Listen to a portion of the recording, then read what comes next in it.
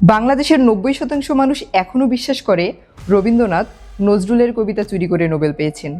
Logically চিন্তা করলে মনে হয় রবীন্দ্রনাথ ১৯১৩ সালে হয়তো কোনো টাইম মেশিন ব্যবহার করে ১৯১৯ সালে পৌঁছে নজরুলের মুক্তি কবিতাটি চুরি করেছেন।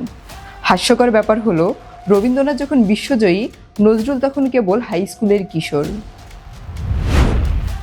আসলে এদেশের একদল মানুষ নজরুলকে মুসলিম ব্র্যান্ডিং করতে এতটাই অন্ধ যে তারা নজরুলের সাইকোলজি বোঝার বদলে তাকে স্রেফ একটি রিলিজিয়াস টুল হিসেবে ব্যবহার করতে চেয়েছে। কিন্তু নজরুলের বিদ্রোহী সত্তা কি কেবল ব্রিটিশ বিরোধী? না, এটি ছিল সময়ের চেয়ে কয়েক আলোক বর্ষ এগিয়ে থাকা একটি ফিজিক্স ম্যানিফেস্টো। নজরুল যখন বলেন আমি আপনারে ছাড়া করি না কাহারে কুর্নিশ, তিনি মূলত বোঝাতে চান আমি মহাবিশ্বের ঈশ্বর, আমি নিজেই নিজের reference. I don't have any time to ফাক with any god of my universe. Rabindranath যদি বিশ্বকবি হন, নজরুল তবে মাল্টিভার্সাল। তাকে জাতীয় কবির খাঁচায় বন্দি করা তার বিশালত্বকে অপমান। নজরুল যখন বলেন ভুলক দুলক গোলক ভেদিয়া, খোদার আসন আরশ ছেদিয়া, উঠিয়াছি চিরবিস্ময় আমি বিশ্ববিধাত্রীর, এটি স্রেফ কোনো আবেগী চিৎকার নয়, এটি ছিল ফ্রেম অফ রেফারেন্সের শিফট। কবি নিজেকে একজন অবজারভার হিসেবে চিন্তা করছেন, যিনি মহাবিশ্বের দৈর্ঘ্য, প্রস্থ, উচ্চতা এবং সময় সকল কোঅর্ডিনেটস ব্রেকডাউন করে 11 মাত্রিক জগতে পৌঁছে গেছেন। ত্রিমাত্রিক জগৎ থেকে যেমন দ্বিমাত্রিক জগতের সব কিছু দেখা যায়, নজরুল যেন 11 মাত্রিক জগতে বসে মাল্টিভার্সের অতীত, বর্তমান এবং ভবিষ্যৎ সব একসাথে দেখছেন।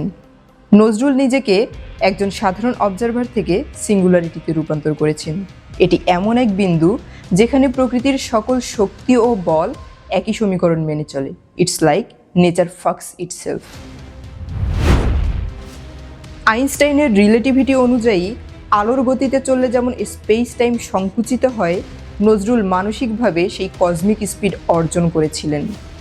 তিনি নিজেকে মহাবিশ্বের সেই আরশ বা সর্বোচ্চ বিন্দুতে নিয়ে গেছেন যেখানে ফিজিক্সের নিয়ম আর খাটে না।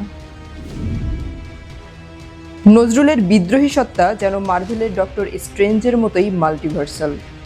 কোয়ান্টাম ফিজিক্সে একটি পার্টিকেল একই সাথে তরঙ্গ এবং কণা হিসেবে থাকতে পারে, নজরুলও ঠিক তাই।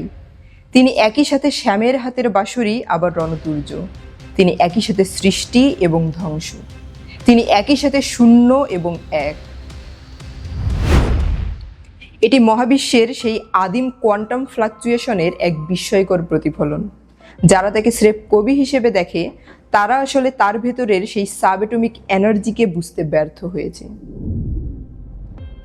সোশ্যাল মিডিয়ায় একদল লোক চিৎকার করে যে রবীন্দ্রনাথ নজরুলকে স্লো পয়জনিং করেছেন।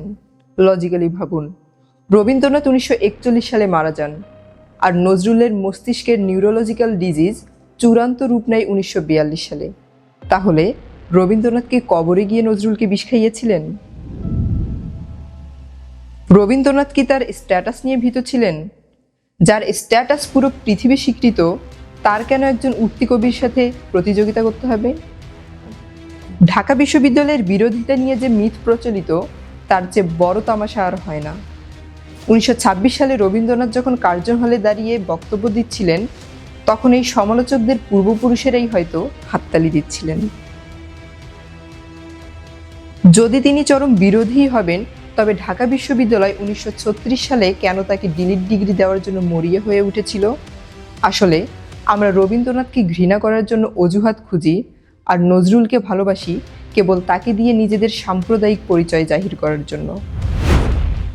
নজরুল নোবেল পাননি বলে যারা আফসোস করেন, তারা কি জানেন নজরুলের বিদ্রোহী সত্তা কোনো ডিনামাইট আবিষ্কারক, অস্ত্র ব্যবসায়ীর রক্তমাখা টাকায় কেনা নোবেলের চেয়ে অনেক বেশি পবিত্র ছিল?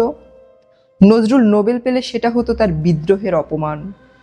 আমি অনিয়ম উচ্ছৃঙ্খল, আমি দলে যাই যত বন্ধন, যত নিয়ম কানুন শৃঙ্খল। পদার্থবিজ্ঞানের ভাষায় একে বলা হয় এন্ট্রপি। মহাবিশ্ব সবসময় বিশৃঙ্খলার দিকে ধাবিত হয়। নজরুল নিজেকে সেই বিশৃঙ্খলা বা এন্ট্রপি হিসেবে ঘোষণা করেছেন, যা পুরনো ও স্থবির নিয়মগুলোকে ভেঙে নতুন সৃষ্টির পথ তৈরি করে। থার্মোডাইনামিক্সের দ্বিতীয় সূত্র অনুযায়ী ধ্বংস ছাড়া নতুন রূপান্তর সম্ভব নয়, আর নজরুল সেই রূপান্তরেরই অগ্নিশিখা, বিগ ব্যাং। আমি চিনেছি আমারে, আজিকে আমার খুলিয়া গিয়াছে সব বাদ। এখানে ফ্রেডরিক নিটশের অতিমানব দর্শনের প্রতিফলন স্পষ্ট। এটাকে বলে সেলফ রিয়েলাইজেশন। দর্শনশাস্ত্রের মতে একজন মানুষ যখন তার অভ্যন্তরীণ শক্তিকে চিনে ফেলে তখন সে প্রকৃতির দাসত্ব থেকে মুক্তি পায়। নজরুলের বিদ্রোহী কেবল ব্রিটিশদের বিপক্ষে নয়, বরং এটি মানুষের ক্ষুদ্র অস্তিত্বের বিরুদ্ধে এক মহাজাগতিক বিদ্রোহ।